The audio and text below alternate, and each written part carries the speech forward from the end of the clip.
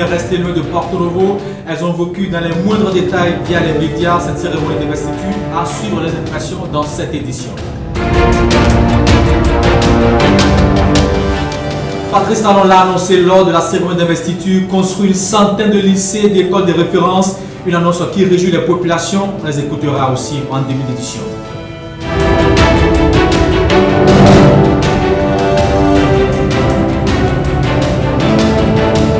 Et puis un concours d'art oratoire d'écriture dans le département de la Liborie. Ils sont 29 élèves venus de 6 communes à compétir. Les détails dans ce 13h.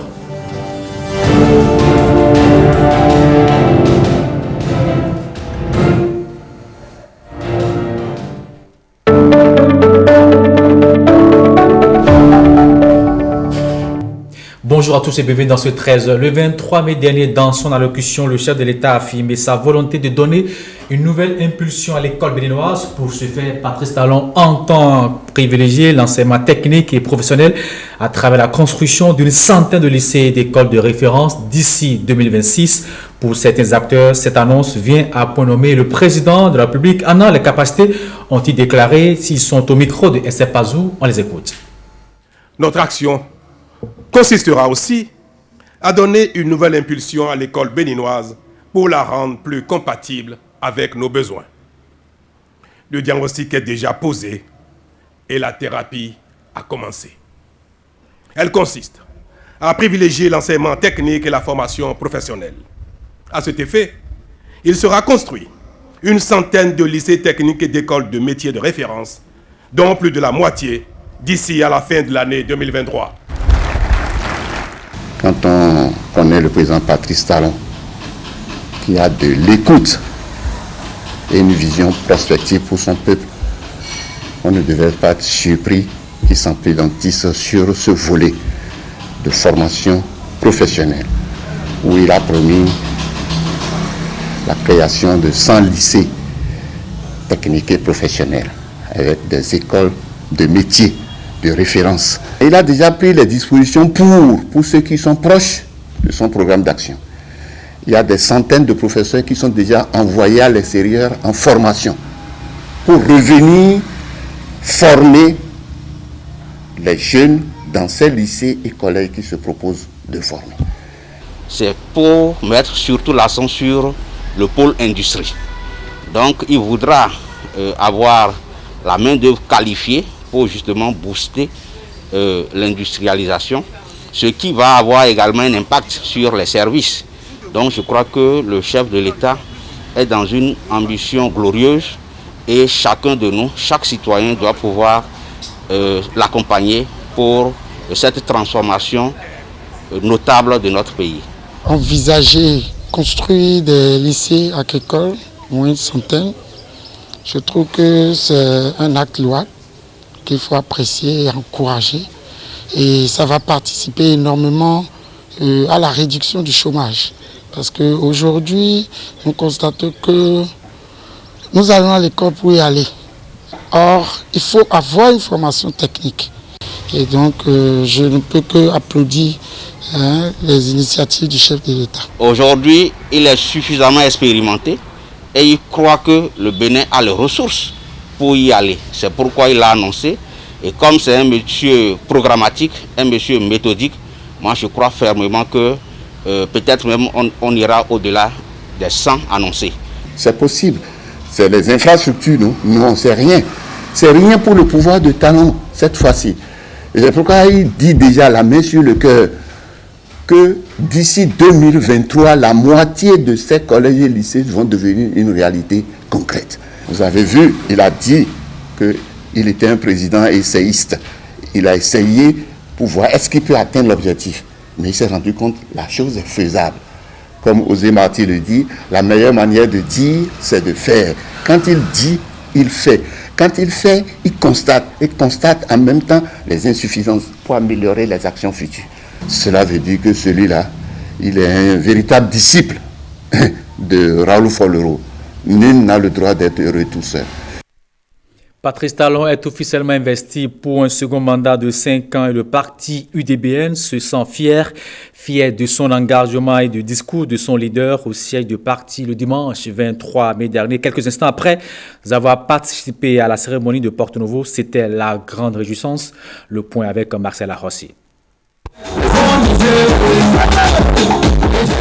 De la réjouissance au nom du Bénin tout entier.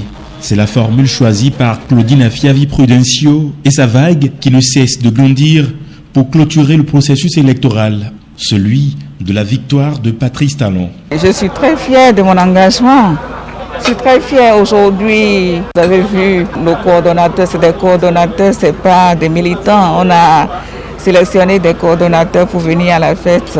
Et dans les localités, nous avons organisé des fêtes pour les militants. Pas de regret donc pour ce chemin emprunté. D'ailleurs, le retour n'est pas envisageable, semble affirmer ce parti, tant le président élu fait sa fierté. Il a bien dit qu'il met ce mandat sous la coupe du social. Il va faire beaucoup de social. Il va développer davantage notre pays, chose que j'approuve énormément. Nous avons fêté et nous continuons de fêter. Et je crois que l'Esprit Saint va l'accompagner pour ce second mandat. Et nous, on est avec lui. Le parti UDBN pourrait encore étonner les jours à venir au regard de son développement. Des adhésions, il en enregistre par plusieurs lots. Ce jour de fête, ils étaient encore nombreux à frapper à sa porte. Cérémonie d'investiture du président Patrice Talon. Les populations de l'Okossa ont suivi avec intérêt cet exercice constitutionnel loin de Porto Novo où se déroulait l'événement. Elles ont écouté et retenu à travers les médias l'essentiel des différents messages de cette cérémonie. Faisons le point de leurs impressions avec Abdel Fridrissou et Aziz Alabé. Les populations de l'Okossa n'ont guère voulu se faire compter un seul instant de cette cérémonie d'investiture. La preuve, elles retiennent les grands axes de cet exercice constitutionnel. Il nous a exhortés au travail, il nous a exhortés à l'unité, il nous a exhortés à la démocratie, il nous a exhortés à l'unité et à la fraternité. Et je crois que tout le monde doit l'accompagner. Nous avons un chef d'État qui fera le bonheur de notre pays. J'ai suivi avec intérêt l'intervention du président qui vient encore exprimer sa volonté à respecter les règles du jeu, à respecter les prescriptions de la Constitution béninoise. C'est pour montrer combien de fois l'homme est attaché aux lois de la République. Le chef de l'État, c'est un homme de conviction. Et quand il dit, il le fait. Il a placé ce deuxième mandat dans le côté social.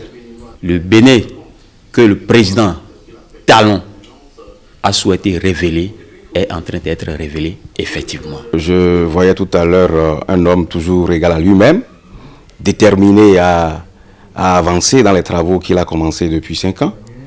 Et je crois que, quoi qu'il en soit, nous sommes appelés à le soutenir. On ne peut que l'aider à développer le Bénin qui est pour nous tous. Nous allons prier pour lui, demander longue vie à lui, pour que tout ce qu'il prétend faire pour ce beau pays, le Bénin, puisse être véritablement fait. Que l'Esprit Saint l'éclaire, encore que c'est un jour béni. À Porto Novo, pendant que Patrice Talon s'engage avec sa vice-présidente Mariam Talata à mettre l'accent sur le social et à travailler pour l'union des filles et fils du Bénin au cours de son second mandat, quelques citoyens de la cité des Koboro Parakou se sont prononcés sur l'investiture des dirigeants du pays. Ils parlent ici de leur attente au micro de Ronald Robinson et de Kadnel Kakpo. C'est fait, les élections sont passées. Il est temps maintenant qu'on ait officiellement les dirigeants du pays et qu'on puisse se remettre au travail. Parce que c'est ça qui est important. Pour ce deuxième mandat, moi, mon souhait est qu'on a besoin d'une gouvernance apaisée, que Dieu nous prête santé, longévité, la patience et surtout la tolérance. Quel que soit Alpha, on est tous des Béninois. Si c'est bon pour nous tous. On demande à notre cher président s'il peut un peu adoucir les choses nous rendons grâce à Dieu. Parce que nous pouvons toutefois dire que c'est un grand jour. Nous voulons que le Seigneur, même là, prend le devant de toutes choses par rapport à ces 5 ans qui est en train d'être amorcé, qui aide les autorités, qui puissent les aider à gouverner dans la paix, dans la sérénité et dans la sincérité. Dieu a tant aimé notre pays, le Bénin, pour que les enfants du pays puissent être en paix.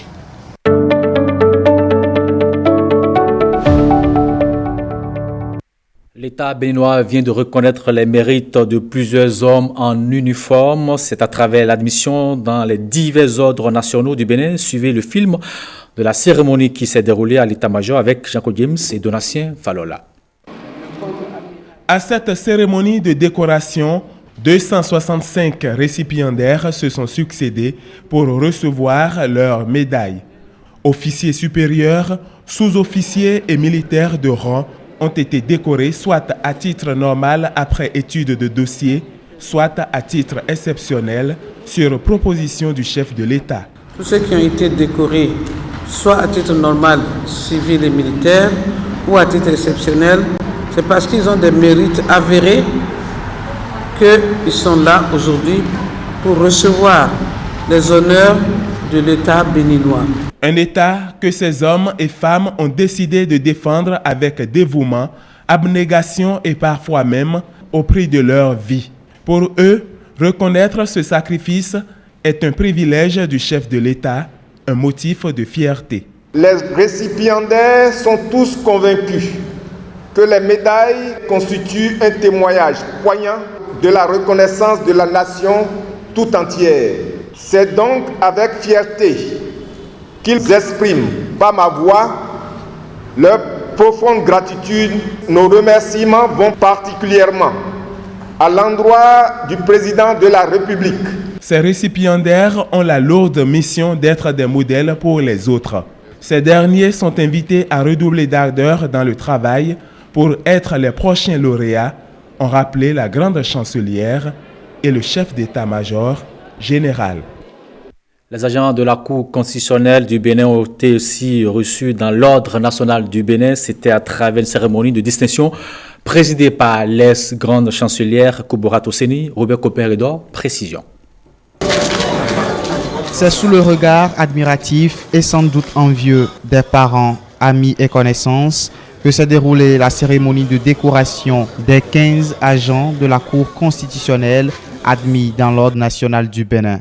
L'instant était solennel et la date du vendredi 21 mai 2021 restera mémorable pour ces récipiendaires qui ont été élevés au rang d'officier de l'Ordre national et au rang de chevalier de l'Ordre du mérite social. Après plusieurs années de dévouement, d'engagement, de professionnalisme et de preuve de compétence, leurs efforts sont aujourd'hui couronnés de succès. Ils ont reçu leur insigne des mains de Koubourato Seni qui les a invités à faire mieux pour mériter cette reconnaissance de la nation. Précisons que désormais les distinctions honorifiques seront faites par la nouvelle chancelière de l'Ordre national du Bénin, Madame Mariam Chabi Talata.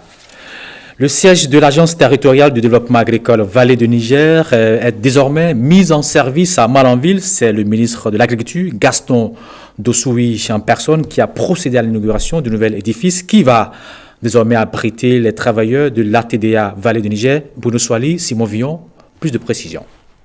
L'Agence territoriale de développement agricole Vallée du Niger s'institutionnalise davantage à Malanville.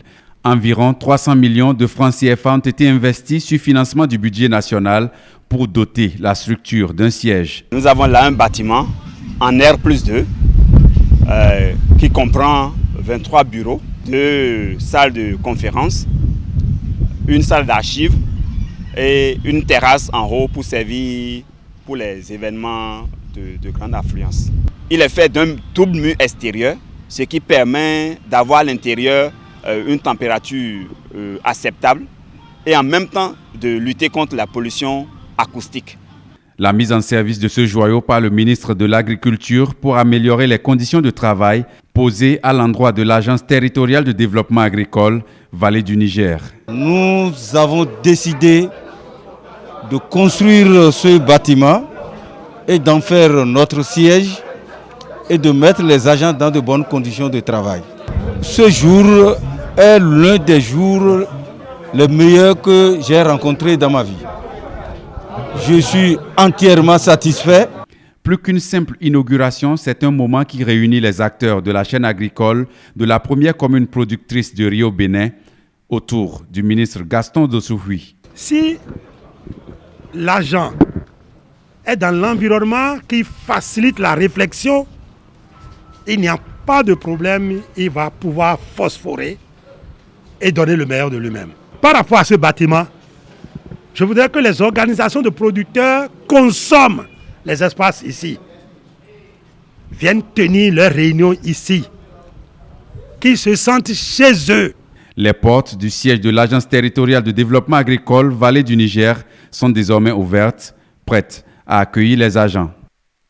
Le ministre de l'Agriculture, Gaston Dossoui, a procédé à une remise de matériel à 10 coopératives d'agriculteurs de Malanville et de Karimama. Ce matériel est destiné à améliorer les peines des riziculteurs dans la transformation du riz après la récolte.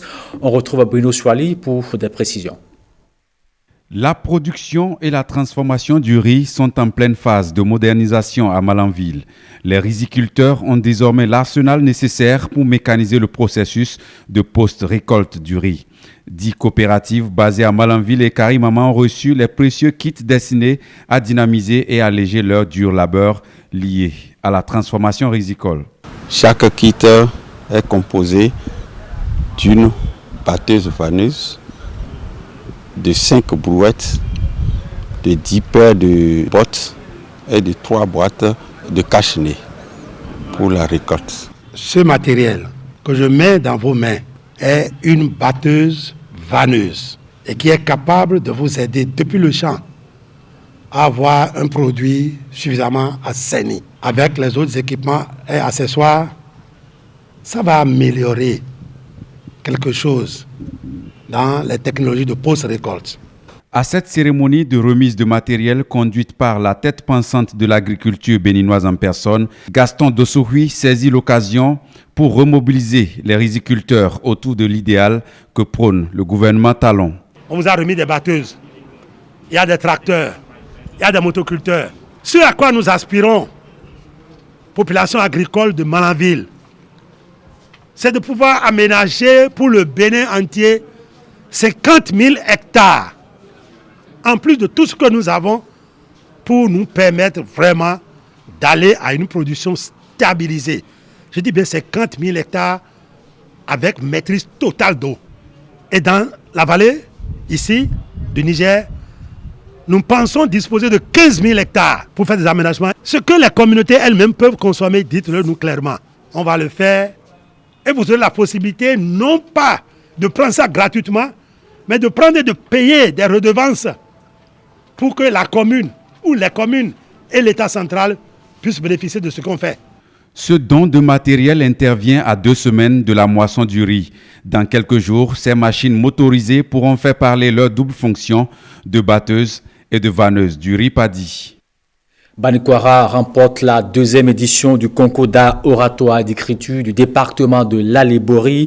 La compétition a réuni 29 élèves venus de 6 communes de l'Aléborie. L'événement a eu lieu au CG de Gogounou. Marchek Badoro et Jidkarayana étaient présents sur les lieux. Voici le compte-rendu.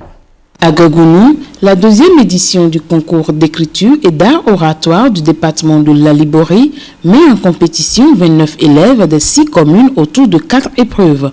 Ce concours vient encore nous aider à créer beaucoup plus d'émulation au sein de nos apprenants qui vont profiter pour non seulement se distraire, mais également nous présenter un certain nombre de talents qui seraient en eux. La belle plume, la prise de parole, la prestance dans le langage, l'addiction sont là les critères qui ont guidé les jurys dans leur sélection. Pour moi, ça sera une fierté car je fais la fierté de la commune de Banikwara, de mon collège et aussi de mes parents. Je suis tellement contente d'être la première de cette 2e édition du concours art oratoire et écriture. Les efforts des autorités éducatives portent petitement. En effet, Sur les 29 candidats présents, nous avons eu 17 femmes. Et sur les 6 candidats lauréats, nous avons eu 4 filles. Cette édition a été marquée par la présence massive de la gente féminine. Le patrimoine culturel du plateau d'Abomey célébré sur le campus d'Abomey-Calavi. C'est à travers la 18e édition des journées de valorisation de la culture fonds, initiative de l'association des étudiants d'Abomey pour le développement et la solidarité. Chant, danse, linéaire et panégyrique, tout ici renvoie à l'ère culturelle fonds. Robin Copéredor pour plus de précisions. Indissociable de la culture du plateau d'Abomey, les panégyriques revivent à l'université d'Abomey-Calavi. Autrefois utilisés pour chanter l'éloge des différents clans qui peuplent cette région du Bénin, ces paroles constituent une référence culturelle. À l'ouverture de cette 18e édition des journées de valorisation de la culture fonds, on ne s'en est pas privé. Difficile de parler de la culture fonds sans faire référence aux zinli, au rythme du pézi, répondent le gankeli et les autres instruments de percussion. Occasion d'admirer les pas de danse esquissés sur ce rythme. Cette journée de l'étudiant fonds que nous avons baptisée journée de valorisation de la culture fonds, où on met en valeur tous les rythmes culturels de chez nous et tous les trucs traditionnels pouvant faire attrait à la culture. La culture fonds est une culture très riche. Tout à l'heure, j'avais eu une envie forte, vous ne pouvez pas vous imaginer, de danser. J'invite tous nos frères et toutes nos sœurs des autres cultures à se joindre à nous pour mieux nous connaître, pour que nous puissions faire le brassage qu'il faut. Les spécialités culinaires de cette ère culturelle ne sont pas en reste. Cette édition des journées de valorisation de la culture fonds va s'achever avec l'élection de la Miss NAN Campus 2021. Plan international, Bénin et ses partenaires ont procédé au lancement à Cotonou du projet baptisé Championne. C'est un projet de promotion de l'émancipation et de la protection des filles à travers la pratique du sport. Sa durée d'exécution est de 3 ans. Lineka Bazaou, Edmond Hongbo nous donne plus de précisions dans cet élément. Le sport comme vecteur d'égalité des genres, c'est la raison d'être du projet Championne, piloté par Plan International Bénin et dévoilé ici au public. Le projet Championne vise à contribuer, grâce à la pratique du sport, du football, à la promotion du leadership des jeunes filles et l'égalité des genres dans un environnement protecteur qui est l'école. 1440 filles et environ 360 garçons, élèves et apprentis, déscolarisés ou non scolarisés, issus de 60 associations sportives de 60 villages disposant de collèges d'enseignement généraux répartis sur 12 communes de l'Atakora, de la Donga et de la Libori, et ils participeront à travers plusieurs stratégies et activités de ce projet. Se servir du football féminin pour lutter contre les inégalités d'accès et de maintien à l'école, c'est une vision qui épouse celle du gouvernement béninois, qui fait de la promotion des filles et des femmes une priorité. Il n'y a pas de manière plus élégante de témoigner l'intérêt que l'on porte à la promotion de la femme. Et avant d'être femme, il faut avoir été jeune fille et il faut surtout avoir bénéficié d'un contexte qui favorise votre éclosion, votre épanouissement. L'approche systémique de mise en œuvre du projet en partant de la pratique du sport pour aboutir à l'autonomisation économique des bénéficiaires intéresse particulièrement mon département ministériel qui est disposé à offrir son expertise en la matière pour contribuer à l'atteinte des objectifs. La FIFA et l'Agence française de développement sont les partenaires financiers qui accompagnent ce projet dont le coût total est estimé à plus de 900 millions de francs CFA. Le sport, par les valeurs universelles de cohésion qu'il véhicule et par son impact sur l'éducation, la santé, le bien-être ou encore la réduction des inégalités entre les hommes et les femmes, contribue à l'atteinte des objectifs du développement durable. Le projet Championne va être aussi exécuté au Togo et en Guinée, toujours par Plan International qui œuvre pour faire progresser les droits des enfants et l'égalité en faveur des filles. Parlons toujours sport. Les 36 cyclistes qui ont pris part au critérium de Parakou ont couru dans un circuit fermé de 105 km parcouru en 30 tours. C'est l'axe rond-point Hubert Koutoukoumaga et le marché Azeker. La compétition s'est déroulée sous les ovations des populations de la cité des Koubourou qui sont sortis massivement pour prendre d'assaut les astres de critérium afin d'encourager les cyclistes. Le point est fait ici par Iklerou Gounoussero depuis l'antenne de Parakou.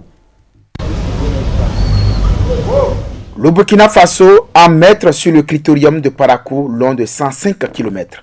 Sur cette troisième étape, le maillot jaune Castelbir était confiant avant le départ. Le circuit est compliqué, donc ça va être celui qui sera peut-être le moins fatigué ou le plus dur qui va pouvoir peut-être s'imposer ici ou peut-être gagner du temps. Voilà, donc bon, il faut rester vigilant et suivre bien toutes les attaques sur un circuit qui est compliqué. Idrissou Bachiki, le meilleur béninois, arrivé troisième la veille, a également des ambitions. Bon, aujourd'hui, tout d'abord, il faut qu'on gagne cette étape. Après, on verra le reste, ce que ça va donner. Sur ce circuit, on dénombre 3 points chauds au 7e, 14e et 21e tour avec environ 38 voire 42 km/h. Ainsi donc, comme vous le voyez, la Castelbir a pour mission sur cette opération de célébrer les talents africains dans le domaine du cyclisme et de partager les valeurs du cyclisme africain. En 2h46 minutes 51 secondes, le Burkinabé Paul Domon arrive en tête et conserve son maillot jaune.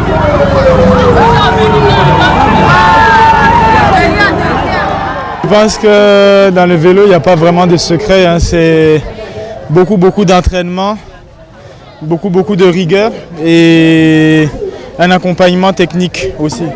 C'est ce qui fait, je pense, le secret de la victoire. Le premier béninois à cette étape est Bachiki Idrissou. Il arrive en 4e position en 2h48 minutes 38 secondes. Et le natif de Djougou a des ambitions. Bon, aujourd'hui, l'étape a été très dure parce que c'est très vallonné.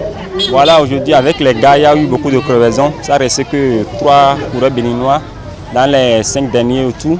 Mais avec ça, on a su gérer un peu pour que je puisse terminer 4e. Je voulais au moins la 2e place parce que l'échappée, Paul Dumont était parti très loin déjà. Mais dans les 3 étapes qui restent, on va essayer de gagner au moins les 3 restants. Sur cette 3e étape, le Burkina Faso rafle tout au classement général individuel, au temps, au sprint intermédiaire et surtout l'échappée de la meilleure équipe.